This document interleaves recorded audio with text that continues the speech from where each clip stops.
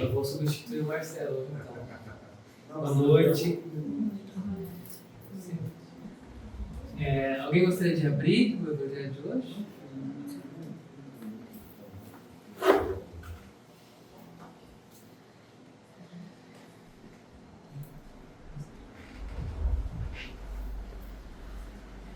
Como que é o seu nome? Regina. Obrigado. A Regina abriu para nós aqui o item 18 do capítulo 18. Não, desculpa. Do capítulo 8.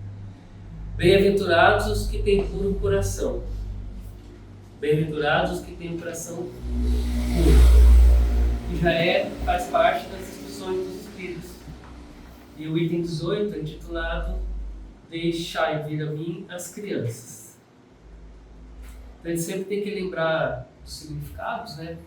Eu sempre gosto de fazer isso para poder entender o que quer dizer e lembrar que bem-aventurados significa felizes, né? Felizes são aqueles que têm puro coração. Deixar vir a minhas crianças. O Cristo disse: deixar vir a mim as crianças. Essas palavras, profundas em sua simplicidade, não traziam consigo um simples apelo às crianças, mas às almas que gravitam nos círculos inferiores, nos quais a infelicidade ignora a esperança. Jesus chama para si a infância intelectual da criatura em processo de educação, os fracos, os escravos, os viciosos. Ele não podia ensinar nada à infância física, comprometida com a matéria, submetida ao jugo do instinto e ainda não pertencendo à ordem superior da razão e da vontade que se exercem ao seu redor e em seu favor.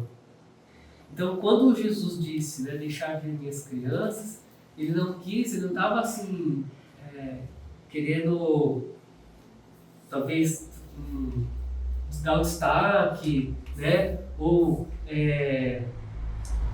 talvez assim, fazer um apelo às crianças. Ele está querendo dizer com essa palavra, com essa frase, né, porque se a gente for pensar assim, criança, né, a criança ela ainda está em desenvolvimento. Né? Ela está aprendendo, o é o beabá, é o mais né? São as contas, as palavras. Então, fisicamente, a criança está desenvolvendo o seu intelecto. Né? E, na verdade, o que ele está falando aqui é que ele quis fazer uma referência àqueles que ainda estão em desenvolvimento espiritual. Ainda aqueles que estão precisando trabalhar o amar é vosso inimigo, né? Trabalhar o seu relacionamento com os outros, né? Se trabalhar. Então é aqueles ainda que estão em desenvolvimento espiritual. Jesus desejava que os homens viessem a Ele com a confiança desses pequenos seres de passos vacilantes, cujo apelo lhe conquistaria o coração das mulheres que são todas mães. Assim submetia as almas à sua terna e misteriosa autoridade. Então, se a gente for pensar, né, quem tem filho, né, talvez seja mais fácil, né? A criança, quando a gente chama e ela confia na gente, e mesmo também, às vezes, nem conhecendo, não é que a gente fala, vai com estranho, né? Ó, não anda com estranho. Se estranho, né? A chance de uma criança ir com qualquer um não é maior?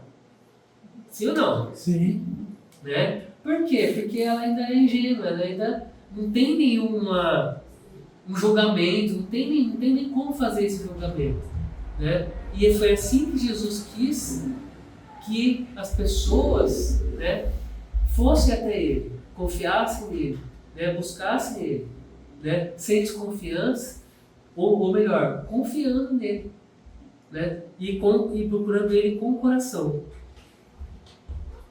Ele foi a chama que iluminou as trevas, o clarim matinal que tocou para o despertar. Foi o iniciador do Espiritismo, que deve, por sua vez, chamar assim não as crianças, mas os homens de boa vontade. Então Jesus, ele como segunda revelação, né? Primeira revelação Moisés, segunda Jesus, ele veio dar o início do Espiritismo, que é a terceira revelação. Né? Ele veio dar as bases, na verdade, e ele veio nos trazer os fundamentos que hoje a gente segue aqui no Evangelho. Né? E já com a vida espiritual, o Espiritismo, né? A palavra Espiritismo, o Espírita veio bem depois, veio com Kardec, né? Veio com Kardec. Mas ele já trouxe com ele, consigo, esses ensinamentos do Espiritismo. E é interessante que o Espiritismo, ele não chama, ele está falando aqui, né? Ele não chama em si as crianças, mas os homens de boa vontade. Os homens de boa vontade são aqueles que pensam, querem e procuram mudar. Tenho boa vontade em aceitar as diferenças do meu inimigo. Eu tenho boa vontade em aceitar as minhas diferenças, os meus defeitos, que o Espiritismo faz a gente enxergar. O Espiritismo mostra, os Espíritos mostram, né, o caminho para a gente se enxergar, né, a instrução, o autoconhecimento. É isso que o Espiritismo faz. Ele busca aqueles boa vontade que estão abertos.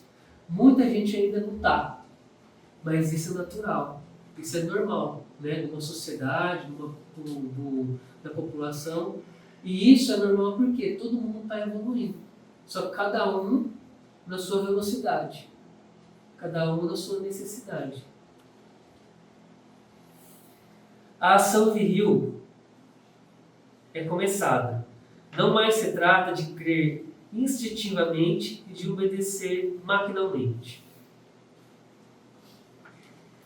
Então ele fala assim, né? A ação viril é começada, virilidade, né? Tem que ter atitude. Né? A atitude a gente precisa ter. Né? Uma ação e atitude, eu acho que talvez seja redundante, né, falar os dois, porque os dois têm o mesmo significado, não. Né? Ação, atitude. Né? Então a ação viril é começada. Não se trata mais de crer instintivamente e de obedecer maquinalmente. Eu creio porque eu creio. Mas para que será que eu creio? Não é só porque eu creio, né? Para que eu creio? E obedecer maquinalmente. Você tem que fazer isso, senão vai acontecer aquilo. Você tem que pagar essa penitência, senão vai acontecer outra coisa com você. Você tem que fazer aquilo. Né? Nós temos o livre-arbítrio. A gente não pode esquecer disso. É preciso que o homem siga a lei inteligente que lhe revela sua universalidade. É preciso que o homem siga a lei inteligente, a fé raciocinada. Né? Vamos pensar por que eu preciso acreditar, no que eu preciso acreditar. Não só acreditar por acreditar. Né? Ter fé por ter. Né? A fé sem obra, que a gente estava comentando, ou obra sem fé. Né? Está na hora de a gente usar a inteligência, usar o nosso conhecimento, usar o que a doutrina, Kardec, vastos autores, né, trazem para a gente começar realmente a entender a nossa fé. Meus bem-amados, eis o tempo em que os erros explicados serão verdades. Nós vos ensinaremos o sentido exato das parábolas e vos mostraremos a relação poderosa que liga o que foi ao que é. Então Jesus, ele precisou das parábolas para ensinar. É a mesma coisa que uma professora, de acordo com a faixa etária, vai ter um método próprio. Não adianta eu pegar um método de ensino universitário e aplicar no jardim de infância. Faz sentido? Será que eles vão aprender? Né? Então Jesus, o que ele precisou? Ele precisou das parábolas. Ele precisou de figuras. Ele precisou do que estava à disposição dele naquele momento e como as pessoas iam entender naquele momento. Né? E o Espiritismo, ele veio dar um entendimento dessas parábolas, aprofundar. Né? Tanto que aqui no Evangelho segundo o Espiritismo estão as parábolas que Jesus ensinou e estão os ensinamentos que Kardec teve e a espiritualidade o ajudou a ter esse entendimento mais, vamos dizer assim, técnico ou profissional. Kardec era um professor, né? Kardec foi discípulo de Pestalozzi, educador. Então ele já teve uma outra visão desse ensinamento. Eu vos digo em verdade, a manifestação espírita alarga o horizonte. Né? A luz que dissipa as trevas, né? Alarga o nosso horizonte. A gente não fica só assim, mas poxa, por que isso, por que aquilo, né? A gente fala, o Espiritismo ele nos mostra para que tudo isso acontece. Para que eu melhore, para que eu ajude, para que eu seja bom, né? Para que eu receba o bem também. Porque se eu pratico o bem, eu recebo o bem também. E eis aqui o seu enviado, que vai resplandecer como o sol sobre todos os montes. João Evangelista, Paris, 1863. Então, lembrando sempre que essas instruções dos Espíritos são mensagens, né, de Espíritos mentores, superiores, que vêm também colaborar com o ensinamento do trecho, ou do item do Evangelho. Alguém tem alguma pergunta, algum complemento a fazer? Alguma situação?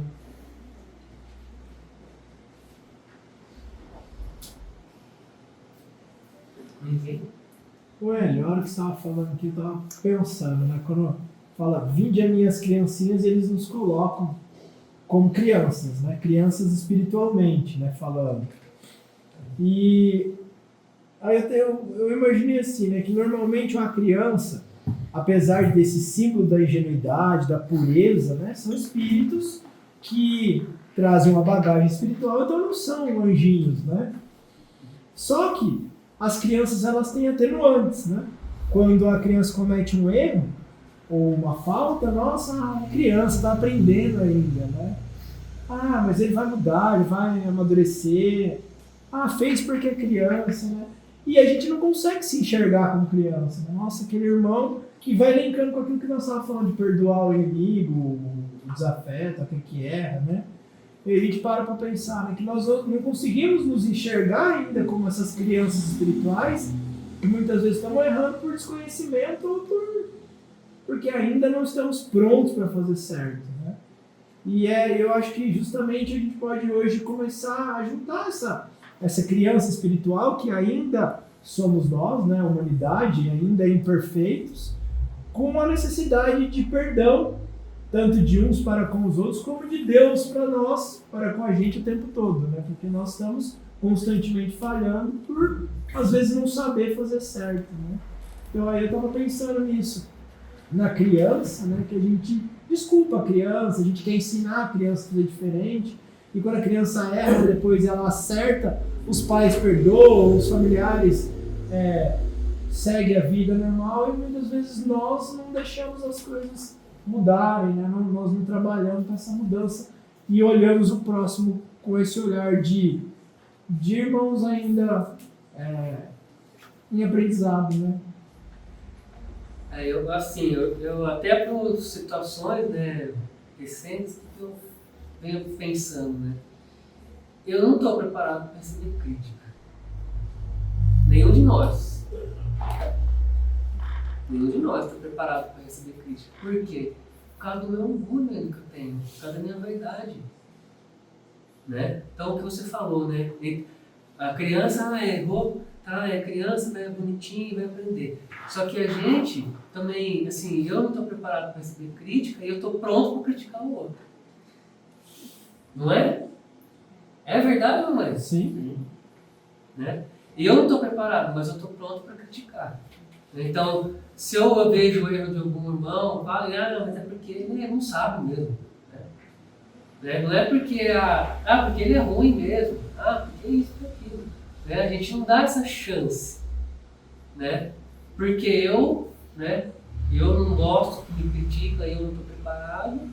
Né? É claro que a gente tem que pensar também que tem as críticas que precisam, né? A gente precisa receber. Né? Desde que a crítica seja, como a gente fala, construtiva, Mas que uma crítica construtiva é aquela que é unânime, né? Todo mundo entende que aquilo a pessoa precisa mudar, né?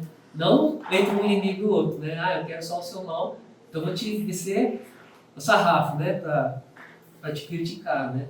Eu acho que é isso, talvez isso que você falou, eu entendo dessa maneira. A gente não está pronto ainda para... Nós estamos aqui para isso, né? A gente está aqui para se aprimorar, se melhorar, deixar o orgulho, a vaidade de lado, né? Superar isso, ser mais humilde, aceitar que o outro é até melhor do que eu e aceitar a imperfeição do outro. Isso é o amar, talvez, né? Os nossos inimigos, né? É aquela coisa, né? O filho do vizinho é maconheiro, drogado, o meu ele é dependente químico. O meu ele é doente, dependente químico, mas o do vizinho é maconheiro, é drogado. Bem. Alguém mais? Ninguém mais?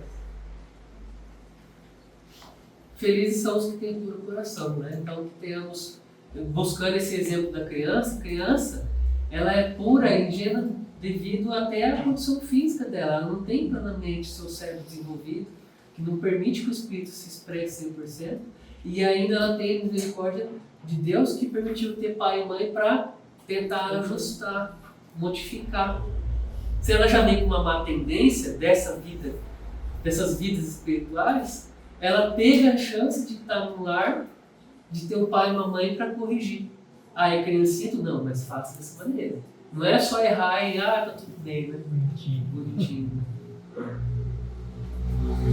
Bom, então nós vamos passar agora para os passes, tá? Quem já passou com a irmã não precisa passar na sala de passe. A gente sempre fala que o momento lá é de cada um de vocês, né? Peço para vocês o que vocês estão precisando.